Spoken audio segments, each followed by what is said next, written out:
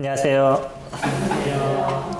사람에겐 참 좋은 것이 있죠. 저희 그 오감이라고 얘기를 하잖아요. 보고, 만지고, 느끼고, 뭐 이런 이제 5가지 그 감촉이 저희들에게 있습니다. 이 5가지 감촉은 우리가 여러 가지를 살피는 데 있어서 도움이 되죠. 혹 어떤 상황적인 부분들이 있어서 앞을 보지 못하시는 분도 여전히 삶을 살아갈 수 있는 거는 무엇 때문이죠? 감촉이잖아요.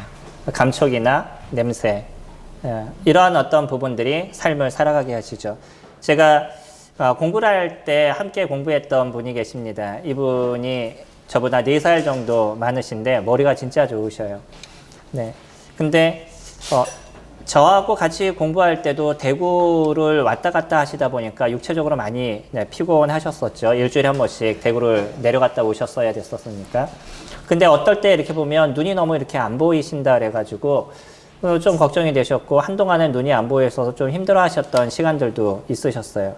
근데 그때는 이제 그러면서 좀 피곤하셔서 그랬나 보다라고 생각이 됐는데, 얼마 뒤에, 그러니까 한 10년 전인가요? 10년 전 덜 된 것 같네요. 소식을 들었는데 앞이 아예 안 보이신다라고 얘기하셔요. 그러니까 지금 앞이 거의 완전하게 뭔가 좀 뿌옇하게만 보이시는, 형체를 아예 보지 못하시는 상황 속에 계시는데 여전히 사역을 하고 계십니다. 놀라우시죠? 성경을 어떻게 보실까요? 거의 외우시는 거예요. 그래서 성경을 거의 외우셔서 머릿속에 그냥 거의 다 갖고 계셔요. 그러니까 저희가 보기 때문에, 눈에 보기 때문에 무엇을 안 하냐면 외우지를 않는 거죠. 재밌는 거 아시나요? 책이 발견되고부터 사람들의 머리가 나빠졌다는 거. 책도 안 읽으시죠? 오히려 요즘은 더 문제가 생긴 게 있죠. 지금 같은 경우에는 미디어가 많이 발달이 돼서 스마트폰이라든지 아니면 태블릿 PC라든지 뭐 이런 것이 발달이 되다 보니까 책을 보던 사람들이 지금은 책을 보지 않고 스마트폰을 봐요. 그러면서 머리가 또 많이 퇴화가 됐습니다. 세계적으로 사람들이 갖고 있는 머리에 퇴화되는 어떤 큰 사건이 있는데, 첫 번째가 뭐냐면 인쇄술이 발견됐을 때, 그때 머리가 퇴화가 됐어요. 그러니까 책을 만들기 시작하면서 머리가 퇴화가 됐고요. 그러니까 그 이전에는 어떻게 했던 거죠? 다 외워야 됐던 거죠. 글을 이렇게 글을 적었잖아요. 그때 종이에다 글을 적는데 이 적는 거는 어떤 한계가 있으니까 많은 사람한테 보급이 안 됐잖아요. 근데 인쇄술이 발달이 되고 나니까 이제는 책을 좀 편하게 만들어서 보급이 쉬워졌던 거예요. 그러니까 그동안에는 사람들이 어떤 내용에 대해서 알려고 그러면 외워야 됐던 거죠. 근데 책이 발견되게 되니까 그 다음부터는 읽으면 되니까, 책에서 보면 되니까 외워지는 게 적어진 겁니다. 그러면서 사람들의 머리가 퇴화가 됐어요. 그리고 두 번째 퇴화가 된 부분이 뭐냐면 스마트폰이 발견된 이유. 그러니까 미디어가 좋아진 이유로 사람들의 머리가 더 퇴화가 됐습니다. 그렇기 때문에 좀 똑똑해지시고 싶거나 머리가 좋기를 원하시는 분들은 가급적이면 스마트폰을 보지 마시고요. 무엇을 보셔야 돼요? 책을 보셔야 되는 거예요. 물론 외우시면 좋습니다. 근데 외우시는 것이 어려우시다 그러면 책을 보셔야 돼요. 최소 한 달에 한 권 정도는 책을 읽으셔야지 우리의 그 뇌가 잘 돌아가게 됩니다. 책을 보지 않으시면요, 계속적으로 퇴화하시는 거예요. 이 퇴화하는 문제가 어떻게 큰 문제가 되냐면, 그냥 머리가 좀 안 좋은 것으로 끝나는 것이 아니라 대화하는 데도 문제가 생기고요, 사람과의 관계에서도 큰 문제가 생깁니다. 사람들과 관계를 맺어가는 부분을 몰라가는 거예요. 계속 사람들은 자기 이기적인 것만, 자기중심적으로만 변해가는 거죠. 책을 많이 보셔야 됩니다. 제가 지금도 종이를 들고 나왔어요. 그전에는 뭐 들고 나왔었죠? 지난주에 제가 들고 나온 거 혹시 아시나요? 태블릿 PC를 들고 나왔습니다. 태블릿 PC로 그 설교의 기본적인 내용을 이렇게 돌려서 볼 수 있으니까 되게 편했어요. 근데 지금 망가져가지고 갑자기 종이를 들고 나왔는데 불편해요. 그러니까 사람들이 점점 발달하는 것까지는 좋은데, 그러면서 생기는 문제는 뭐냐면 오감을 사용하지 않는다는 거예요. 그냥 눈으로 보는 것으로 끝내고 머리에 생각을 갖지 않아요. 이러면서 점점 사람들 가운데 문제가 발생하는 거죠. 많은 부분에 있어서 책을 보시고 여러 책, 그냥 한 권을 계속 보시는 게 아니라 여러 많은 책들을 이렇게 읽어보시다 보면 내가 알지 못했던 것을 알아가야 되는 것 때문에 뇌가 힘들어지는 거예요. 뇌가 힘들어지면서 뭔가를 생각하다 보면 그 안에서 새로운 그 세포들이 발생하게 됩니다. 제가 정확한 단어를 지금 잊어먹어서 그 세포들이 생겨나서 기억력이 점점 좋아져 가는 거예요. 책을 많이 보시기 바랍니다. 제가 이런 말씀을 드린 이유는 뭐냐면 저희 어릴 때는 정전이 잘 됐었어요. 지금 정전 잘 되나요? 집에 휴지가 끊어지거나 뭐 이러지 않으면 정전될 일이 거의 없죠. 근데 제가 어릴 때만 해도 그 동네별로 정전되는 것이 자주 있었습니다. 가뜩이나 정전이 딱 되면 지금 같은 경우는 어떤 정전이 돼도 뭐 다른 어떤 기계들이 있어서 불을 밝히잖아요. 핸드폰이라도 있어서 불을 밝히고 이런 게 있었는데 그때는요. 정전이 되면은 불을 밝힐 수 있는 유일한 게 뭐였어요? 촛불이었잖아요. 근데 집에 초가 없어요. 만약에 그럼 그냥 깜깜한 겁니다. 동네가 다 깜깜한 거죠. 지금은 그래도 동네가 완전히 깜깜해지진 않아요. 근데 예전에 진짜 칠흑같이 깜깜해지는 그런 시대들이 있었습니다. 그럼 불이 딱 꺼지면 어떻게 해야 돼요? 이제 뭐 움직여야 되면 일어나가지고 벽 이렇게 만져가면서 그래서 움직여서 문 열고 창문이라도 열어서 그 바깥에 달빛이라도 비치면 조금 난데 눈이 조금 좋아지기까지 어떤 시간이 좀 걸리죠. 그동안은 손을 이렇게 짚어가면서 내가 지금 어느 위치에 있는지 또 앞에 무엇이 있는지에 대해서 이렇게 살피는 시간들을 갖잖아요. 이게 더듬는 거예요. 눈이 보이지 않아도 무엇을 알 수 있냐면 촉감을 통해 가지고 내 앞에 있는 사물을 구분해 나갈 수 있는 부분들을 알아가는 거죠. 저희들이 그렇습니다. 사람이 살아가면서 눈에 보인다라고 모든 것을 다 경험하는 것이 아니에요. 눈에 보이지 않아도 충분히 경험할 수 있는 것들이 있죠. 무엇이 있죠? 바람. 가장 기본적인 것을 얘기한다면 저희들이 바람이 있습니다. 바람은 눈으로 보이나요? 눈으로 보이지 않습니다. 그런데 저희가 어떻게 알 수 있어요? 촉감으로 알 수 있죠. 물론 밖에서 이렇게 쳐다보는데 나뭇잎이 이렇게 막 흔들려요. 그럼 둘 중에 하나겠죠? 뭐죠? 바람이 불거나 누군가 열심히 때리거나 뭐 둘 중에 하나겠죠? 막 그러면 움직이잖아요. 근데 대부분 나무가 흔들리는 걸 보면 바람으로 인해서 흔들리는 거죠. 눈에 보이지 않습니다. 근데 어떤 촉감을 통해 가지고서는 무엇이 있는지에 대해서 저희들이 보게 되는 거죠. 사람들은 한 가지만을 생각하는 경우가 너무나 많아요. 눈에 보여야지만 있다라고 믿는 거죠. 근데 그러지 않는 것도 우리가 아는 것보다 우리가 생각하고 우리가 아는 것보다 훨씬 많습니다. 눈에 보이지 않지만 존재하는 것들인 거죠.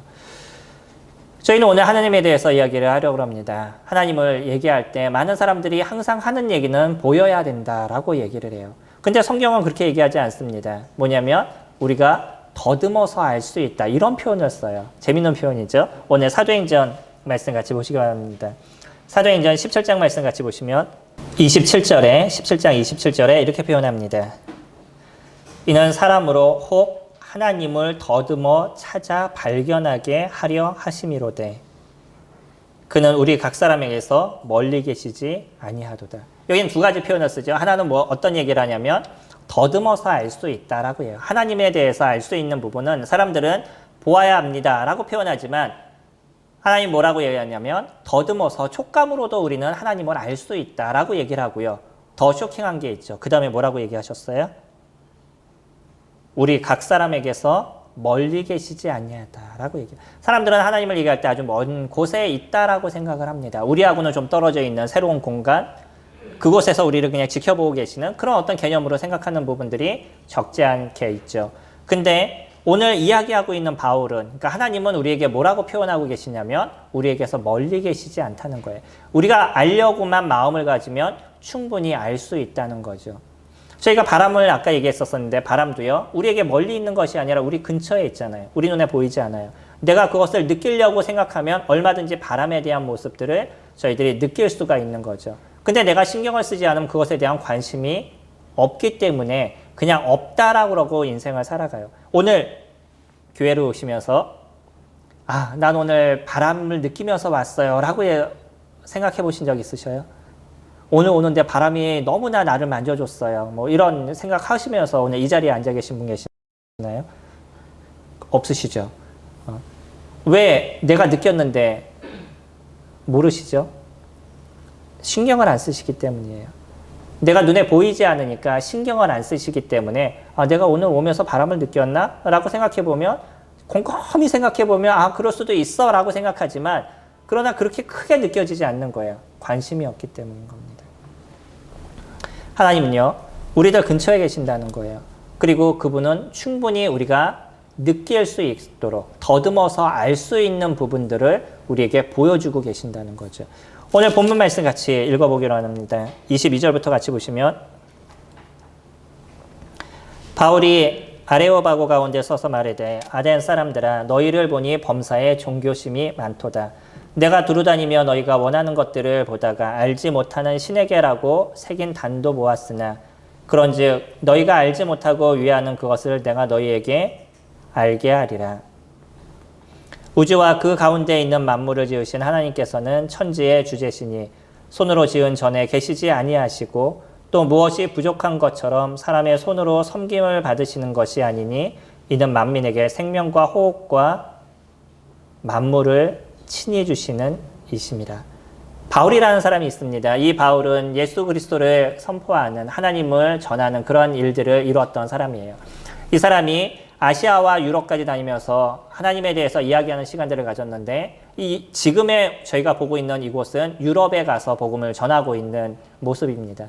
유럽으로 가서 복음을 전하다 어디까지 가게 됐냐면 아덴이라는 곳에 갔어요. 지금의 어디죠?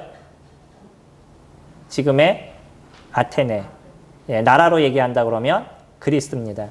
그리스라는 나라에 가서 올림픽에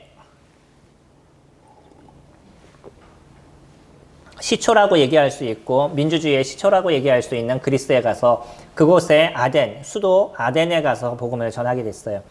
물론 당시에는요. 지금의 그리스하고는 조금 다른 나라라서 그때는 아가야라고 불렸었습니다. 그곳에 도착하게 됐는데 그리스 하면 생각나는 게 무엇이죠?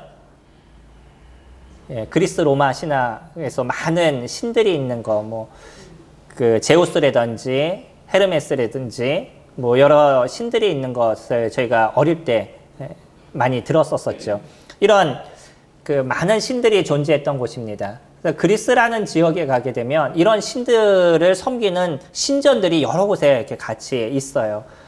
근데 많은 신을 섬기는데 이들이 신을 섬기다가 신들의 이름을 이제 적어 놓은 거죠. 모든 신들의 가장 강력한 신은 제우스고 그 제우스를 쫓아다니면서 전령처럼 다니는 신을 헤르메스라고 얘기를 하고 미의 여신을 얘기를 하고 그런 많은 신들의 이름들을 적어놨습니다.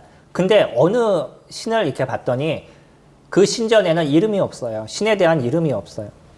왜 이름을 안 적어놨나라고 얘기하니까 물어보니까 그들이 뭐라고 얘기하냐면 우리가 아는 신도 있지만 우리가 모르는 신도 있어서 나는 인식하지 못하는 그런 새로운 신이 있기 때문에 또 그 신도 노여움을 가질 수 있으니까 우리는 그에게 제물을 드려야 됩니다.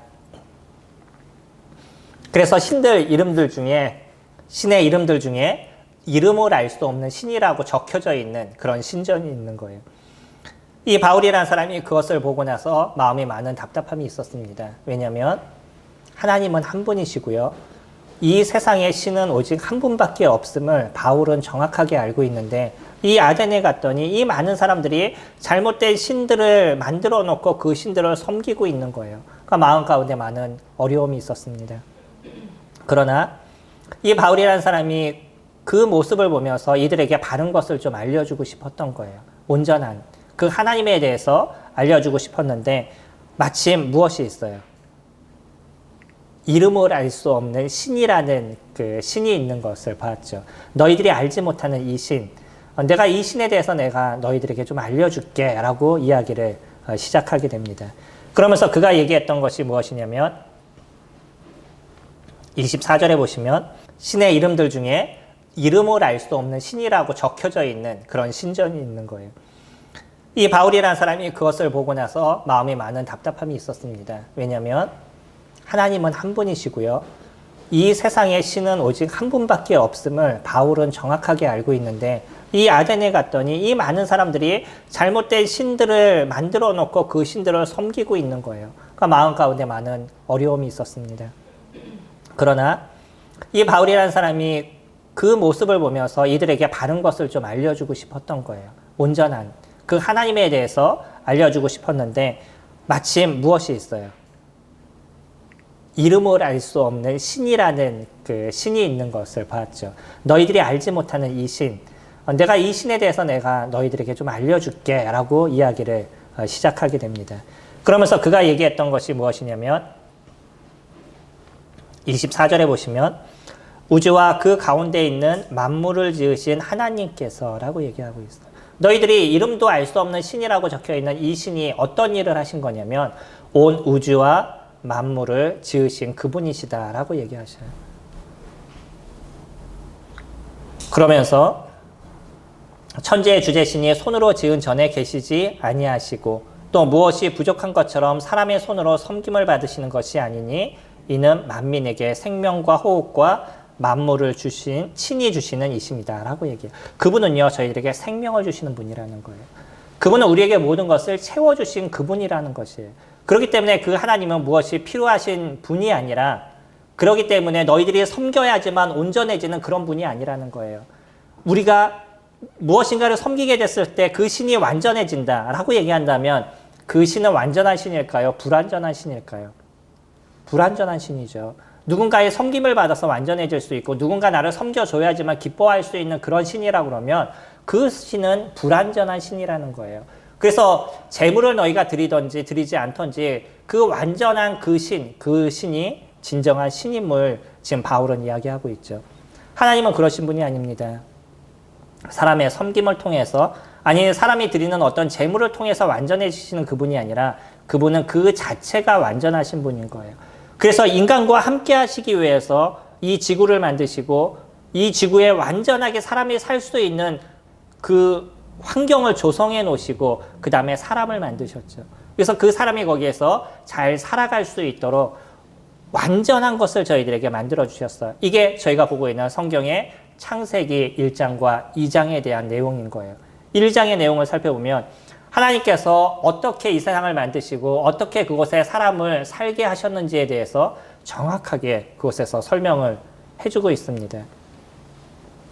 만약 혹 기독교인들이 얘기하는 것처럼 많은 잘못된 기독교인들이 얘기하는 것처럼 내가 오늘 예배를 드려야 하나님이 완전해지시고 좋아하실 거라고 생각하신다 그러면 그 착각을 버리시기 바라십니다. 우린 그것은 착각이에요. 내가 무엇을 해서 그분이 완전해지시는 것이 아니에요. 기독교인들이 교회를 나가는 것, 기독교인들이 예배를 드리는 그 이유는 이미 나에게 그 완전하시고 온전하신 것을 베풀어 주신 그분 앞에 감사의 표현을 하기 위해서 우리가 예배를 드리는 것이지 우리가 드려진 예배를 통해서 그분이 완전해지시는 것이 아닌 거예요. 그분은 그분 자체가 완전하신 겁니다. 우리는 이 살아가는 삶에서 그래서 그 하나님을 더듬어 알 수도 있는데 무엇을 통해서 알 수 있냐면 내 주변의 모든 것을 통해서 하나님의 살아계심을 저희들은 경험하는 인생을 살아갈 수 있다는 거예요. 아까 말씀드렸죠? 바람에 대해서 잠깐 말씀을 드렸어요. 바람을 말씀을 드려도 내가 인식하고자 생각했었을 때 바람을 인식하실 수 있지 그것에 대해서 관심을 갖지 않으면 바람에 대해서 인식하실 수 없습니다. 하나님도 마찬가지예요. 인간은 동물들하고 다른 것이 있죠. 무엇이 있죠? 생각할 수 있다는 거예요. 그래서 저희가 중고등학교 때 배웠던 한 문장이 있죠. 인간을 뭐라고 얘기해요? 생각하는 동물이다 라고 얘기를 하죠. 인간은 동물이, 그들의 입장에서 인간도 동물이라고 얘기를 하는데 무엇을 하는 동물이라고요? 생각하는 동물이다. 그래서 만약에 인간이 생각하지 않으면 동물하고 별 차이가 없는 거예요. 이거 고민하셔야 되는 겁니다. 인간에게서의 특별함은 생각인 거예요. 고민하고 생각할 수 있다는 거예요. 근데 그런 생각을 갖지 않고 그냥 하루하루 먹고 사는데만 인생을 살아간다 그러면 우리가 동물하고 무슨 차이가 있겠어요? 하나님은요, 분명한 차이를 저희들에게 만드셨습니다. 동물이 갖고 있는 것과 인간이 갖고 있는 것은 정확한 차이를 갖고 있어요. 그래서 인간은 생각할 수 있고요. 이 생각은 어디까지 가는 것이냐면 하나님을 더듬어서 알 수 있는 거라는 거예요. 우리가 고민하고 생각하면 그래서 무엇을 알 수 있냐면 하나님께서 살아계신 것을 저희들이 알 수 있는데 그것이 멀리 있지 않대요. 이해가 안 되죠? 보신 적 있어요? 느끼신 적 있으셔요? 예, 저는 매일마다 느낍니다. 혹시 하나님을 알지 못하시는 분들은 무슨 얘기를 하시는지에 대해서 잘 느끼지 못할 거예요. 근데 하나님을 아신다라고 얘기하시는 분들은 매일마다 그것을 경험하시고 매일마다 느끼시게 되는 거예요. 왜요? 내 옆에 있는 사람이요. 하나님께서 만드시지 않았으면 저렇게 행동하고 저렇게 말하는 것에 대해서 이해할 수가 없어요. 내가 매일마다 같이 살아가는 내 아내에 대한 모습을 옆에서 지켜보면 도대체 어떻게 만들었길래 저렇게 얘기하고 저렇게 행동하고 저렇게 움직이느냐라는 걸 생각하죠. 좋게 행동하는 것도 그렇게 느껴져요. 안 좋게 행동하는 것도 그렇게 느껴지죠. 도대체 쟤는 어떻게 만들어져서 뭐 이런 생각을 갖습니다. 만약에요, 우리가 어떤 조그만 그 장난감을 봐도 이 장난감이 누군가 설계하고 만들지 않았으면 그런 장난감이 탄생할 수 없다는 것에 대해서는 모든 사람들이 100% 인정을 해요. 그러지 않나요? 저희가 쓰고 있는 핸드폰을 보게 되면 그 핸드폰에 대해서 누군가 설계하고 만들지 않으면 지금과 같은 핸드폰이 존재하지 않는다는 걸 저희들이 정확하게 알잖아요. 특히 우리나라는 무엇의 강국이에요? 그 IT의 강국이고 핸드폰 하면 또 전 세계에서 손가락에 꽂히는 땡성이라는 그런 그 회사를 저희 나라가 갖고 있죠. 예, 이해하셨죠? 근데 이 핸드폰 회사가 한 번 만들어 놓고 그냥 판매하는 것으로 끝나지 않잖아요. 외국에 있는 다른 그 사과 회사에서 새로운 걸 자꾸 만들어내니까 우리나라에서도 무엇인가를 새로운 것을 자꾸 만들어내야 돼서 계속 개발을 시키잖아요. 더 좋은 것을 만들어 나가요. 해마다 아니면 뭐 분기마다 새로운 핸드폰이 계속적으로 나오고 있습니다. 그게 그냥 만들어지나요? 오랫동안 만들어 놨어요. 제가 한번 만들어 놓으니까 얘가 6개월 지나니까 새로운 핸드폰으로 진화를 했어요. 그리고 6개월 지나니까요, 또 새로운 핸드폰으로 진화를 했어요. 믿으셔요? 네, 핸드폰이요. 얼마나 놀라운 기계인지 아시죠? 예, 핸드폰을 만든다는 자체가 이거는 우리가 상상하는 상상 이상인 겁니다. 우리가 매일 쓰니까 그렇게 특별하게 느껴지지 않아서 그러죠. 제가 처음에 컴퓨터를 배울 때가 그 16비트, 뭐 전혀 이해도 안 되시는 단어죠. 16비트예요. 겨우 그때 당시에는 1 더하기 2 쓰면 2 나오면 막 박수치고 이랬던 시대. 그런 시대 혹시 기억하셔요? 컴퓨터에다 1 더하기 2를 쳤더니 2가 딱 떠요. 그래서 옆에서 막 박수치고 어떻게 이런 걸 만드냐고. 뭐 이런 시대에 제가 컴퓨터를 배우기 시작했어요. 근데 지금은요. 이건 당연한 거죠. 그 정도는 이건 컴퓨터의 기능에도 속하지 않는다라고 저희 생각하잖아요. 그 엄청난 이 엄청난 핸드폰을 저희가 들고 있어요. 이 엄청난 핸드폰이니까 얘를 냅두면 6개월 지나면 새로운 걸로 만들어지겠죠. 지 나름대로 진화를 해서. 그럴까요? 안 그럴까요? 진화가 돼야 안 돼요. 아니 그 정도 머리가 똑똑하면 지가 알아서 6개월이면 진화를 해야죠. 진화가 돼야 안 돼요. 안 됩니다. 거기다 새로운 기능을 또 공부하고 연구해서 만들어야지만 새로운 핸드폰이 나오죠. 그냥 핸드폰 냅두고 아무리 백날 돌려도 그 핸드폰의 기능에서 변하지를 않아요. 이게 기계인 겁니다.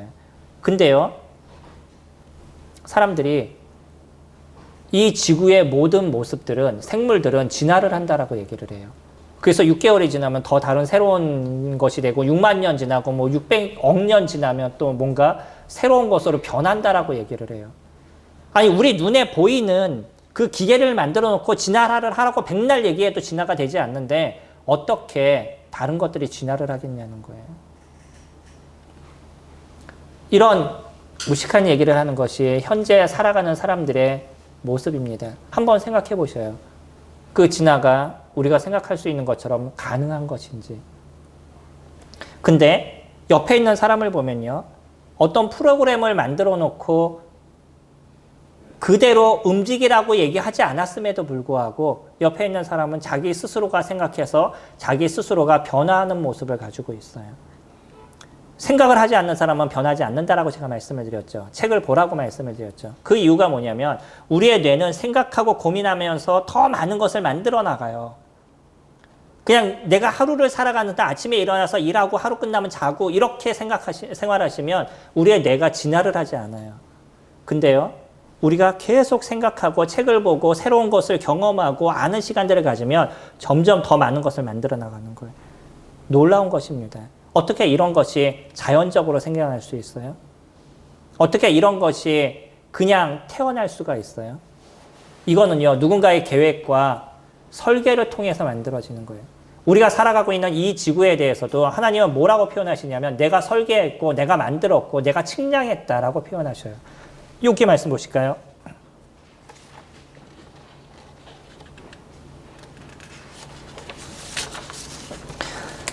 욥기 38장 말씀 보시면 구약에 38장 4절 말씀 보시면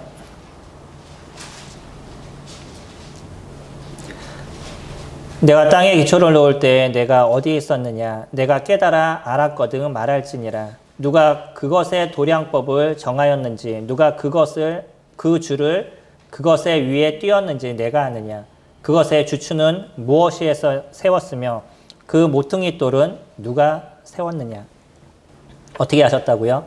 주축돌을 놓으셨대요. 도량법을 정하셨대요. 그리고 그것을 위에다 띄워 놓으셨대요. 그 줄을 띄워놨다는 거죠. 줄을 띄워놨다는 건 뭐냐면 측량을 정확하게 했다는 거죠.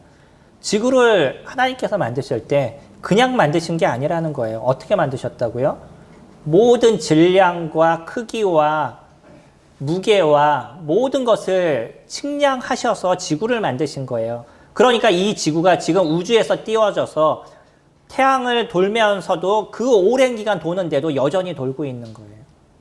지금 우리나라 전기차 만들었죠. 전기차가 요즘 충전하면 얼마를 가요? 전 잘 모르겠습니다. 전기차를 안 해보는 거라서. 예전에는 한 번 충전하면 뭐 몇 킬로 가고 뭐 이랬었는데 요즘 엄청 많이 가더라고요. 한 번 충전하면 오래 가는 걸로 알고 있어요. 전기를 충전을 해야지만 움직이는 거예요. 전기차는요. 충전하지만 않으면 움직이지 않습니다. 제가 지금 그 교회 차를 움직이고 있는데 요즘은 차를 거의 움직이지 않아요. 왜 그럴까요? 기름값이 너무 비싸가지고 차를 웬만하면 움직이지 않아요. 지금 경유가 2,000원을 넘어가고 있는 시대입니다. 경유하고 휘발유하고 차이가 없고요. 어떤 그 주유소에서는 경유가 더 비싸요. 휘발유보다. 세계 경제가 지금 막 들썩이고 있는 시점이죠. 우리나라에도 이제 다음 달 되면요. 전기세 오를 것이고 가스값 오를 것이고요. 의료보험비가 또 오를 것이에요. 살아가시는 데 조금 더 어려워지는 시점이 될 겁니다. 우리나라만 잘 살아가면 될 거라고 생각했는데 러시아가 일으킨 그 전쟁이 전 세계의 물가를 흔들리게 지금 하고 있어요.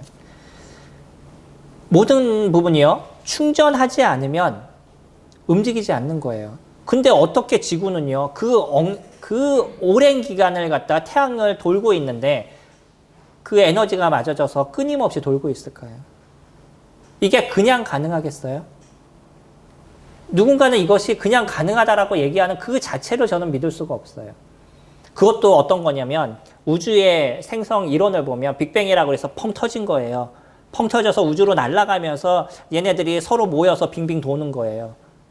이게 빅뱅의 이론입니다. 우주에 대한 기원설이에요. 믿으시겠어요? 이를 억번 해가지고 한 번 됐다 그러면 그나마 조금 고민할 수도 있어요. 한 번 터졌는데 그렇게 됐어요. 우리가 그런 것을 믿고 있는 겁니다. 근데 성경은 뭐라고 얘기해요? 하나님께서 친히 계획하시고 설계하고 만드셔서 이 지구가 지금 운행되고 있다라고 얘기하십니다. 그러면서 누군가 뭔가 자기의 어떤 의를 얘기하고 나는 대단하고 난 잘했고라고 얘기했었을 때 하나님이 얘기하는 거예요. 그래 네가 그렇게 특별하고 잘했니? 근데 너 이 지구가 어떻게 움직이는지 네가 알아? 이 지구의 질량이 어느 정도 되는지 네가 알아? 부피가 어느 정도 되는지 네가 알아? 한번 얘기해봐 라고 물어요. 인간이 갖고 있는 지식이나 인간이 갖고 있는 지혜로 하나님께서 만드신 그것을 얘기할 수 없다는 거죠. 어떤 하나도 사람이 얘기하는 데 있어서 한계가 된다는 거예요. 근데 이 지구를 얘기하면서 사람들은요. 그냥 생겨났다라고 얘기해요. 저는 하나님이 살아계심을 매일마다 경험합니다. 그렇기 때문에 하나님 앞에 머리를 숙일 수밖에 없는 인생을 살아가게 되는 거예요. 내가 오늘 아침에 일어나서 행동하는 그 모든 것이 하나님의 섭리와 하나님의 인도하심이 있지 않고는 불가능한 거예요. 저희 집에는 고양이가 있습니다. 아시죠? 저희 집에 있는 이 고양이는 길고양이인데 아직도 죽지도 않고 살아있어요. 이 우리 동네 그 길고양이 개의 전설이에요. 모든 길고양이가 3년 안에 대부분 다 죽음을 당하는데 이 고양이는 지금 몇 년을 사나요? 제가 아는 것만 거의 10년 가까이 지금 살고 있어서 이제는 저희 안방까지 차지해가지고 그 밤에는 저희 방에 들어와서 자요. 계속 보면 볼수록 귀여운 거예요. 그리고 신기한 겁니다. 어떻게 이런 동물 하나가 이렇게 행동하고 이렇게 살아가고 있는지, 어떻게 자기 밥벌이는 또 하면서 살아가고 있는지, 어떻게 먹을 것과 먹지 않는 것, 먹지 말아야 될 것은 그렇게 잘 구분하면서 인생을 살아가고 있는지, 누구에게 배운 것도 아니고 혼자 떨어져서, 어릴 때 혼자 떨어져서 인생을 살았던 그 길고양이가 새끼를 낳았을 때 새끼를 어떻게 그렇게 또 잘 돌보는 것을 알고서는 살아가고 있는지 신기해요. 저는 그런 고양이를 볼 때마다 그런 생각이 듭니다. 하나님이 살아계시지 않고는 이것은 불가능하다는 거. 우리가 인생을 살아가면서 우리는 매일마다 그것을 경험하는 삶을 살아간다는 거예요. 근데요, 무엇이 문제냐면 사람들이 그것에 관심을 두지 않는다는 겁니다. 그렇기 때문에 하나님을 알지 못한다는 거예요. 하나님을 알려고 노력해 보셔요. 우리가 갖고 있는, 인간이 갖고 있는 가장 특별한 생각을 갖고 하나님을 찾아보셔요. 그리고 나서 스스로 이야기해 보시기 바랍니다. 과연 하나님이 없다라고 내 스스로 대답할 수 있냐는 것이에요. 모든 사람과 제가 얘기를 해도요, 그렇게 생각을 갖고 얘기하면서 하나님이 없다라고 얘기할 수 있는 사람은 저는 없다라고 생각이 돼요. 그래서 생각하는 사람과 하나님에 대해서 얘기하는 것이 저에게 있어서 가장 편해요. 제일 힘든 사람이 누군지 아세요? 하나님을 얘기하는데 생각이 없으신 분이에요. 그냥 아무 생각이 없어요. 그냥 보이는 대로만 믿겠다라고 얘기하죠. 이런 분들에게 하나님을 얘기하는 게 너무나 힘들어요. 내가 고민하지 않기 때문에. 그냥 나는 그냥 살아가는데 그것에 급급하니까. 바울은요, 지금 생각해보라고 얘기합니다. 그러면서 또 저희 본문으로 돌아가셔서 사도행전 말씀 보시면 26절에 인류의 모든 족속을 한 혈통으로 만드사 온 땅에 살아가게 하시고 그들의 연대를 정하시고 거주의 한계를 정하셨으니 이는 사람으로 혹 하나님을 더듬어 찾아 발견하게 하려 하심이로되 그는 우리 각 사람에게서 멀리 계시지 아니하도다. 우리는 우리나라라는 어떤 틀을 만들어 놓으셨어요. 그리고 러시아는 러시아의 어떤 틀을 만들어서 그 나라 안에, 경계 안에서 잘 살아가게 하신 것이 하나님의 모습인 거예요. 근데 러시아가 지금 무엇을 했어요? 부족한 거예요. 자기네 나라 땅으로는. 그 큰 땅을 갖고 있으면서도 그것에 대해서 부족하다라고 느끼니까 어디를 침공했어요? 우크라이나를 침공한 거죠. 내가 갖고 있는 것에 만족하면 우리는 얼마든지 그곳에서 잘 살아갈 수 있습니다. 근데 남의 것을 더 뺏으려는 게 인간이 갖고 있는 죄성에 대한 부분인 거예요. 우리는 그것을 통해서 이 정해놓은 어떤 한계를 통해서 하나님께서 하나님이 어떠한 분인지를 저는 아는 그런 인생을 살아갈 수 있는 존재인 거예요. 근데 사람의 욕심은 거기서 끝나지 않습니다. 그냥 더 많은 것을 갖고 싶고 더 좋은 것을 얻고 싶고 남을 힘들게 만든다 할지라도 내가 좀 더 편하기를 원하는 것이 인생의 모습인 거예요. 딴 사람의 고통과 딴 사람의 어려움에 대해서는 별 생각을 갖지 않습니다. 이것이 하나님을 모르는 사람들의 특징이에요. 다른 사람이 고통스럽다? 내가 이런 얘기를 해서 저 사람이 힘들다? 그것에 대해서 별 관심이 없어요. 내가 힘들지 않으면 되고 내가 편하면 되는 거예요. 근데 하나님을 아는 사람은요, 이제 그 다음부터 조심하게 돼요. 왜 그러죠? 내 근처에 하나님이 계시기 때문에. 하나님이 나와 함께 하시고 내 근처에 있다는 것, 나와 가까이 계신다는 걸 내가 알기 때문에 내가 행동하는 것, 내가 말하는 것, 내가 생각하는 것조차도 고민하면서 생각하는 게 하나님을 아는 사람들의 특징인 거예요. 하나님은 그런 존재입니다. 사람들은요, 악을 만들어내는 존재고 자기의 필요에 의해서 어떤 것을 갖든지 노력하는 것이 인간의 모습이라고 한다 그러면 하나님은요, 선을 베풀고 근처에 있는 사람들을 돕게 만드는 것이 하나님의 모습인 것이에요. 그분은요, 인간의 그 고통스러움과 아픔의 모습들, 이 죄악 속에서 살아가고 있는 인생의 모습 속에서도 우리를 구원하시기 위해서 그의 하나뿐인 아들 예수 그리스도를 저희들에게 보내주셨어요. 아무런 이유 없이. 제가 아무리 생각해도 왜 하나님은 그와 같은 일을 하셨는지에 대해서 제가 갖고 있는 머리로 이해가 되지 않아요. 근데 하나님은요, 그와 같은 일을 하셨어요. 그리고 다른 사람을 위해서 살아가는 것이 무엇인지를 친히 그 아들 예수 그리스도 그분을 통해서 저희들에게 보여주신 거예요. 그래서 그 아들 예수 그리스도를 알게 된 사람은요,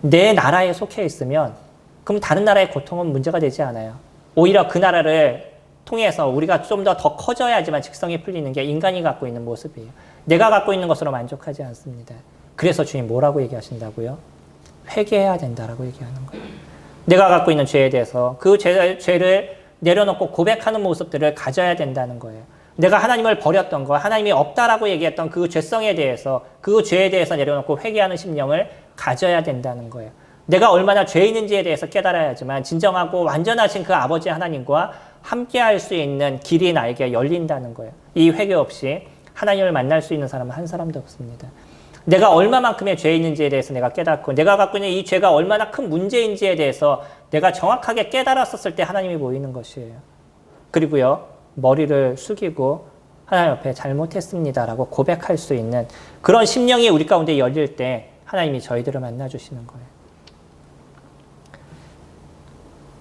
여기 손을 잠깐 놓으시고 이사야서 55장 말씀 보시면 6절 말씀 보시면 너희는 여호와를 만날 때에 찾으라. 가까이 계실 때에 그를 부르라. 악인은 그의 길을, 불의한 자는 그의 생각을 버리고 여호와께로 돌아오라. 그리하면 그가 긍휼히 여기시리라. 우리 하나님께로 돌아오라. 그가 너그럽게 용서하시리라. 그분이 우리를 받아주던 받아주지 않던 그분의 입장입니다. 그분은 안 받아줘도 상관이 없어요. 내가 그냥 잘못했습니다 얘기하시면 하나님이 꼭 받아주셔야 되나요? 그분의 마음인 거예요. 근데요, 하나님 우리에게 한 가지 약속을 해주셨어요. 네가 진짜 회개하느냐? 너 죄에 대해서 네가 진짜 깨달았느냐? 그것이 얼마나 큰 문제인지에 대해서 네가 알았느냐? 이 죄로 인해서 네가 사망의 고통 속에 있고 지옥에 들어갈 존재인지에 대해서 너희가 아느냐? 그래서 네가 그것에 대해서 회개하고 나한테 나오면 내가 너희들 받아줄게 라고 얘기하셨어요. 아무런 조건 없이 그냥 받아주시겠다라고 얘기하십니다. 아직 주님을 알지 못하신다면 이 죄에 대한 문제가 얼마나 큰 건지에 대해서 고민하셔야 됩니다. 그리고 그분을 찾으시기 바랍니다. 무릎을 꿇고요. 회개하시기 바랍니다. 내가 얼만큼 내 중심적인 인생을 살았고 나만을 위한 인생을 내가 살았는지에 대해서 깨달으시고 그분 앞에 머리를 조아리시고 저를 좀 받아주세요. 제가 이런 죄인입니다라는 고백을 이루셔야 되는 것이에요. 50년 동안 교회를 다니고 100년 동안 교회를 다녔어도 내가 하나님 앞에 그렇게 머리를 조아리는 삶을 살아가지 않았다면 나의 믿음은 모든 게 거짓인 것이에요. 하나님 앞에 내가 죄인임을 깨달으셔야 됩니다. 그리고 나서 그분께서 이루신 일에 대해서 그것을 받아들이고 믿는 거예요. 다시 본문으로 돌아가셔서 31절 말씀 보시면 이는 정하신 사람으로 하여금 천하를 공의로 심판할 날을 작정하시고 이에 그를 죽은 자 가운데서 다시 살리신 것으로 모든 사람에게 믿을 만한 증거를 주셨습니다 하니라. 이 죄에 대한 문제는 그냥 해결되지 않습니다. 그래서 이 죄에 대한 부분을 하나님께서는 해결하셔야만 했었어요. 인간이 회개한다 그래서 그 죄가 그냥 없어지는 것이 아니라는 거예요. 하나님도요, 죄에 대해서 분명히 죄에 대한 대가를 지불하셔야만 했던 거죠. 주님께서 얘기하실 때, 하나님께서 얘기하실 때 뭐라고 얘기하냐면 죄에 대한 값은 사망이다. 죽음을 통해서만 그것을 해결할 수 있다라고 얘기하셨어요. 그래서 이 죄에 대한 문제를 해결하시기 위해서 정한 자, 그분이 정하신 아들 예수 그리스도를 이 땅에 보내주셨어요. 그리고 그분을 통해서 이제 선악간에 공의롭게 사람들을 심판하시게 될 것입니다. 그분이 우리를 위해서 자신의 피를 흘리시고 우리를 위해서 대신 십자가에 죽으셨기 때문에 그분을 통해서 세상의 모든 사람들을 심판하시게 될 거예요. 그분은요, 죽음으로 끝나신 것이 아니라 다시 부활하셨습니다. 그분이 왜 우리를 구원하실 수 있는 그분인지, 왜 그분이 우리 죄를 대신할 수 있는 분인지에 대해서 그분이 십자가에서 다시 살아나심을 통해서, 부활하심을 통해서 그것을 저희들에게 증명해 주셨어요. 만약에 그분이 십자가에서 다시 살아나시지 않았다면 우리와 같은 인간에 불과한 거죠. 그러나 그분 다시 살아나심을 통해서 그분이 죄가 진정 없으신 완전하신 하나님이신 것에 대해서 저희들에게 선포해 주셨어요. 그분은 이제 저희들을 심판하시게 될 겁니다. 이런 믿을 만한 증거를 저희들에게 주셨다는 거예요. 저희들이 믿던지 믿지 않던지 2000년 전에 예수라는 어떤 분이 예루살렘 베들레헴에서 태어났다는 것에 대해서는 저희가 학교에서도 배우는 것이에요. 근데 어떤 사람은 그냥 사람이 태어났다가 30년 뒤에 33년 뒤에 십자가에서 죽었구나라고 그냥 그렇게 생각하는 사람이 있는가 하면 그분이 이 땅에 오신 진정한 메시아임을 인정한 사람이 있는 거죠. 그분이 우리를 위해서 십자가에 죽으셨다는 그것, 우리 죄를 그곳에서 다 해결하셨다라는 그것을 믿는 사람은 진정한 구원의 은혜를 저희들이 얻을 수가 있습니다. 영접하는 자, 곧 그의 이름을 믿는 자들에게는 하나님의 자녀가 되는 권세를 주신다고 요한복음 1장 12절에서 저희들에게 약속하고 계시는 거죠. 죄가 없으신 그분은 그분이 하셨던 일에 대해서 분명하게 책임을 지십니다. 만약에 자신이 했었던 일에 대해서 말했던 것에 대해서 책임을 지시지 않는다면 그분도 완전한 분이 아니죠. 그분도 거짓말 하시는 분입니다. 그러나 그분은 자신의 얘기에 대해서 정확하게 책임을 져주시는 거예요. 우리를 위해서 아들 예수 그리스도를 보내셨을 뿐만 아니라 그 예수 그리스도를 영접하는 자, 곧 그 이름을 믿는 자에게 하나님의 자녀가 되는 권세를 저희들에게 주신다라고 약속하셨습니다. 아직까지 예수 그리스도를 믿지 못하신 분이 있다면, 아직까지 인생을 살아가면서 계속적인 마음의 고통과 어려움 속에서 인생을 살아가시는 분이 계신다 그러면 지금 하나님을 바라보시기 바랍니다. 왜 우리가 인생을 살아가면서 끊임없는 고통과 고난 속에서 하루하루를 살아가고 있죠? 그거는 내 눈에 하나님을 보지 못하기 때문이에요. 내 주변에 하나님을 보지 못하기 때문에 나는 살아가는 삶의 그 여정이 힘들고 어려운 것이에요. 그러나 우리들 안에 하나님이 계신다면, 우리들 안에 예수 그리스도의 그 은혜가 나의 삶을 붙잡고 있다면 우리는 주변에 있는 모든 것에서 하나님을 경험하는 인생을 살아갑니다. 피어있는 꽃 하나를 바라봐도 하나님의 역사를 저희들이 보게 되고요. 하다못해 옆에서 나를 힘들게 하는 아내를 보고 자녀를 본다 할지라도 그 속에서 하나님께서 어떻게 하시는지에 대한 하나님의 그 역사를 저희들이 경험하게 되는 거예요. 그러면서 하나님을 높이게 되고 하나님을 찬양하게 되는 거죠. 이것이 하나님을 믿은 사람의 은혜인 겁니다. 주님은 저희들에게 분명하게 약속하고 계십니다. 너희가 나를 찾아라. 그러면 내가 너희를 만나 주시겠다라고 약속하십니다.